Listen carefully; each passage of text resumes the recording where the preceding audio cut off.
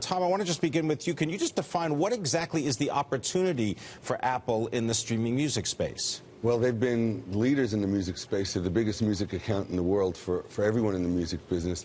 And they're being threatened now as the music business moves from physical and digital downloads or ownership or a sales model into a streaming or an access model. Adam Satariano, I wonder if you can comment a little bit on what is the proposed price point, and why would the Apple service have an advantage over Spotify or Pandora or Deezer? I think the advantage that Apple is going to have in the end is going to be its scale, and they're going to have the resources to throw a huge amount of marketing money at it. They're going to have, I'm sure, some partnerships with some big-name artists. They've partnered with bands like U2 in the past. But in some ways, it's going to be very similar. It's going to be at $10 a month. You can get all the access to all the songs that they have in their library, and you can kind of share songs. It's similar to what Beats Music has now. And so ultimately, it's going to be up to Apple to kind of convince people to either switch from Spotify, or probably more importantly is they're going to be going after the people who haven't yet started paying for a subscription music service before. And so they want to move over people who do iTunes downloads to get them now paying $10 a month. Adam, very quickly, there's a lot of noise behind you, and it seems like there are people protesting. They're wearing masks. Can you tell us what's going on there? It's a little bit of a scene. They got a protester here, but then it's mostly developers coming in. This is a big event for Apple, and a lot of the engineers and software coders come in to learn about the newest things that they're building, so that they can build apps for the phone, for the watch, iPads, things like that. Tom Silverman, I'm just wondering if you could describe the different pieces of the music business, because you've got subscribers, you've got downloaders, you've got people who buy actual physical music. Just run us through the business. There's 6 ways that people consume music right now. Traditional radio, FM, AM radio. It's one way, the oldest way. Physical record sales, CDs and vinyl, which, as you know, is growing at over 50% a year.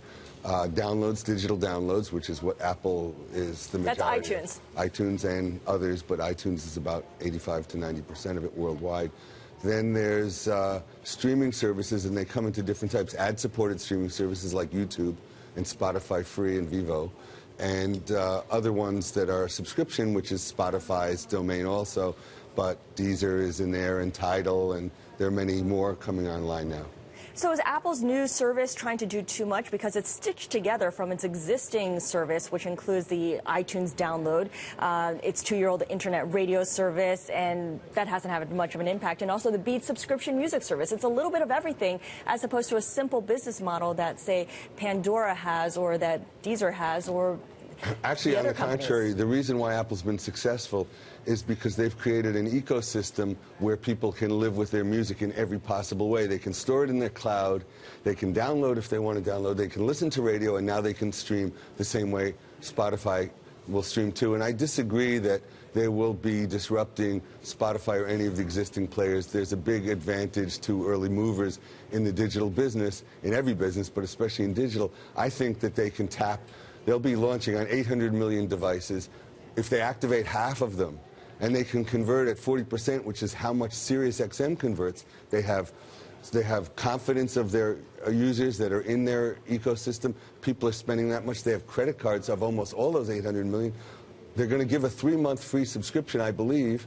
And so at the end of that 3 months, if they can convert at the 40% that SiriusXM converts at, we're looking at quadruple the music business in terms of what streaming is. And it's not going to come from Spotify users, it's going to come from new people. From new people, from iPhone users, reportedly. Adam, I want to ask you, Apple has been negotiating licensing deals with major labels right up until the last minute. We heard from Sony Music that this announcement today will definitely have to do with Apple's streaming service.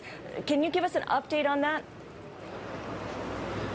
Yeah, these negotiations went down to the wire. Apple has been negotiating for different things, like trying to get exclusive content, different access to different things to kind of differentiate the service.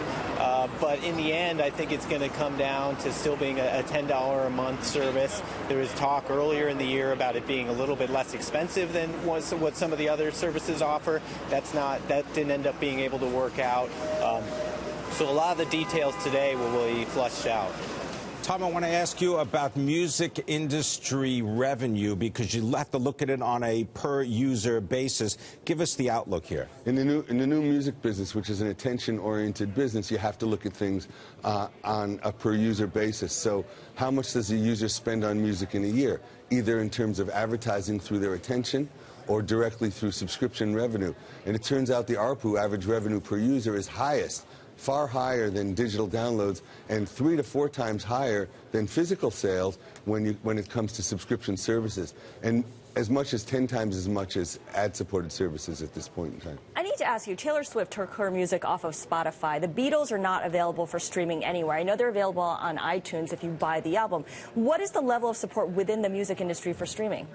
Well, the music industry is very excited about it. There are many artists who are looking at it from the old school perspective of when you change the mentality from a record-buying mentality to attention mentality and average revenue per user mentality, how do we maximize revenues from the overall people to increase the overall value of music?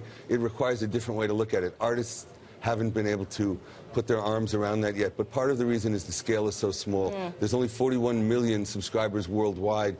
The end of last year, there's only 7.6 or 7 in America. I'm sure it's up to 10 million now in America. But if Apple comes on strong, we could be at 50 or 100 just in America, which is amazing. There's only 27 million subscribers to SiriusXM.